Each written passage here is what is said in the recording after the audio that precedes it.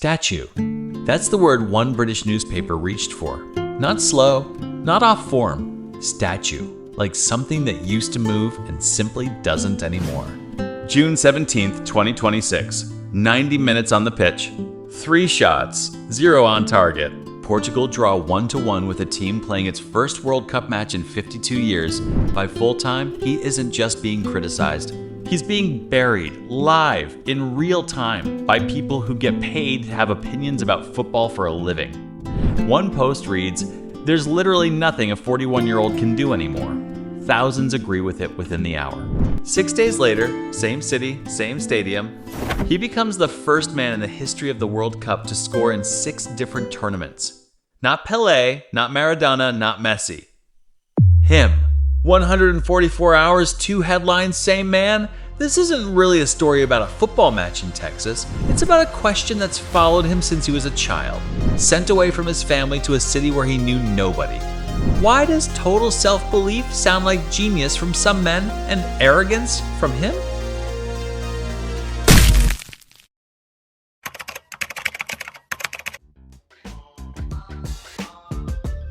Here's what's strange about that week in Houston.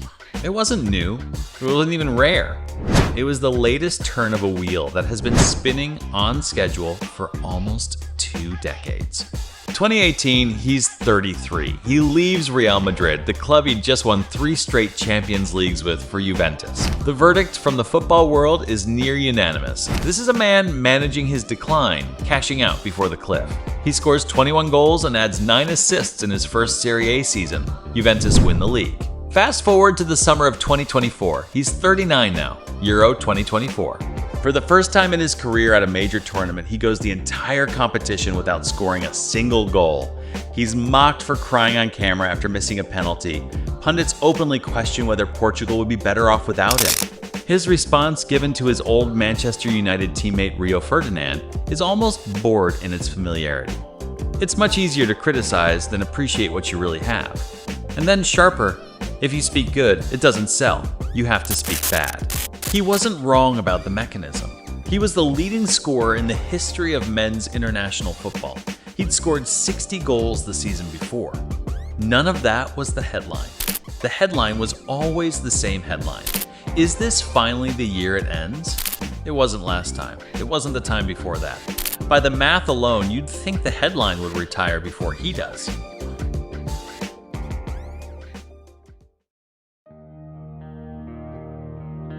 Now, here's the part of the story that almost nobody examines closely enough.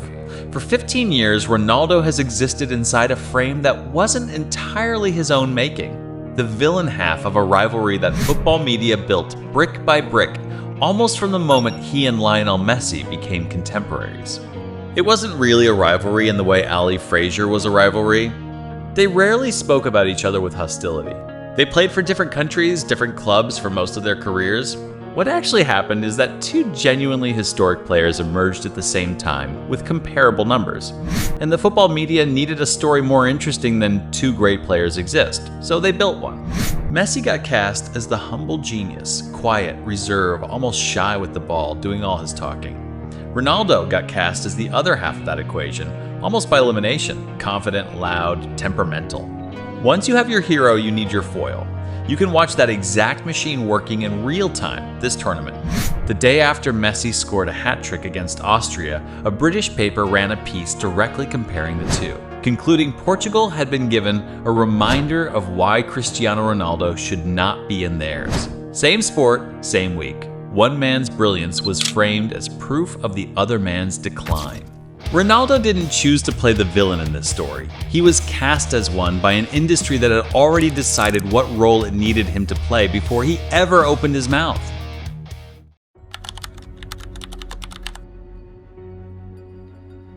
So what do you do when an industry decides you're the villain year after year for 2 decades? You could shrink, get quieter, try to talk your way out of the role. Ronaldo did the opposite. He went all the way in. 2008, a journalist asks him to name the 3 best players on the planet. He doesn't hesitate. I am the first, second, and third. 2012, booed by a stadium full of fans after a Champions League win, asked why, he doesn't flinch. I'm good looking, rich, and a great footballer. He says they're jealous. He offers no other explanation because in his mind, none is needed. There's a phrase he's repeated across interviews for years, almost like a personal motto. Your love makes me strong, your hate makes me unstoppable. Here's the psychological question worth sitting with. Is that arrogance or is that armor? Confidence that gets attacked for 2 decades doesn't usually get quieter. It calcifies. It gets louder, more absolute, more performative. Not necessarily because the person enjoys being hated, but because total certainty is the only version of self-belief that can survive constant, public, relentless doubt. The criticism didn't create his self-belief, but it's hard to argue the criticism didn't shape the shape that self-belief eventually took. Here's what almost never makes it into that clip. Though this is a boy who, still a child, was sent away from his family in Madeira to a football academy on the mainland to live among strangers because his talent was too obvious to keep at home. A boy whose family was poor enough that 4 kids shared one cramped bedroom. A teenager who was diagnosed almost by accident with an irregular heartbeat, serious enough that it could have ended his career before it began. He had heart surgery. He was back training within days because stopping was never really presented to him as an option. And a 20-year-old who 2 years into his Manchester United career sat with his father in a London hospital and watched alcoholism finally take his liver and then take his life. He's said many times since that he wishes his father had lived long enough to see what came after. You don't build a personality like I am the first, second, and third in comfort. You build it in rooms where nobody was coming to save you, and the only voice telling you that you'd make it was your own. He's said some version of this more than once, almost like a personal motto. Your love makes me strong, your hate makes me unstoppable. That's not a brand slogan. That's a survival strategy that happened to also win 5 Ballon d'Ors.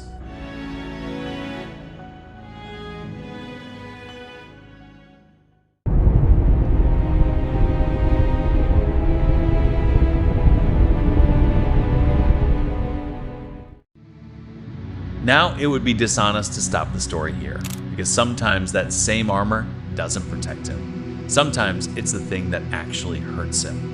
November 2022, Manchester United. In an explosive interview with Piers Morgan, Ronaldo says he feels betrayed by the club. He says he has no respect for his manager, Erik ten Hag. Within days, his contract is terminated by mutual consent. His second spell at United ending not with a farewell tour, but with a statement and a door closing. His own former teammate Antonio Valencia called the interview shameful. Sky Sports' own football writers, reviewing the footage afterward, made an argument worth repeating here, that the same total self-belief which built his career was, by that point, the very thing stopping him from accepting that the story had to change. This is the uncomfortable nuance most in defense of Ronaldo videos skip entirely. The same trait that makes a 41-year-old scorer in a 6th World Cup is the trait that 4 years earlier made it impossible for him to leave a football club with grace. Confidence isn't a virtue that only ever helps you. Sometimes the thing that makes you unbreakable is the same thing that makes you unbendable.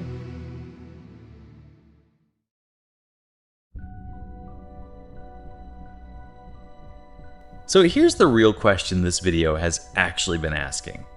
Why does this exact trait, declaring yourself the best, refusing to perform humility for the cameras, treating doubt as fuel instead of feedback, read as inspiring from some athletes and as arrogance from him?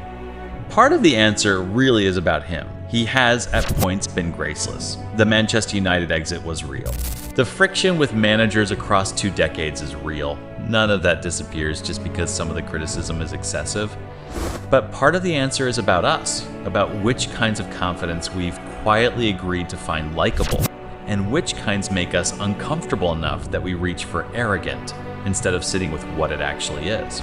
There's a particular kind of cruelty in telling a 41-year-old he's finished tournament after tournament and then asking him to disprove it all over again every single time. Most people would have gone quiet by now. Most people would have started agreeing with the doubters just to make the noise stop.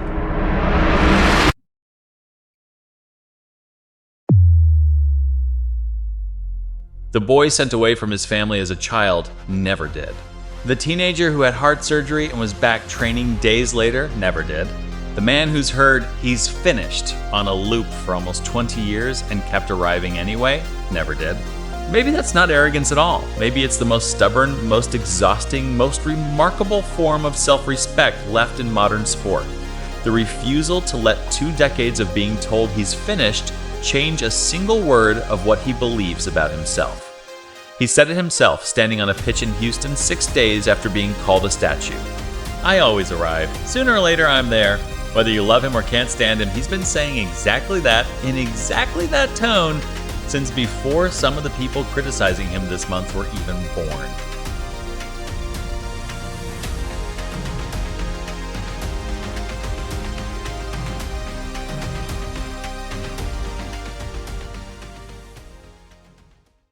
This is the third man. We don't do hot takes. We don't do highlight reactions. We try to understand the human being underneath the headline, even the ones the headline's already decided how to feel about. If this changed how you see him even slightly, subscribe and tell me in the comments, arrogance or armor?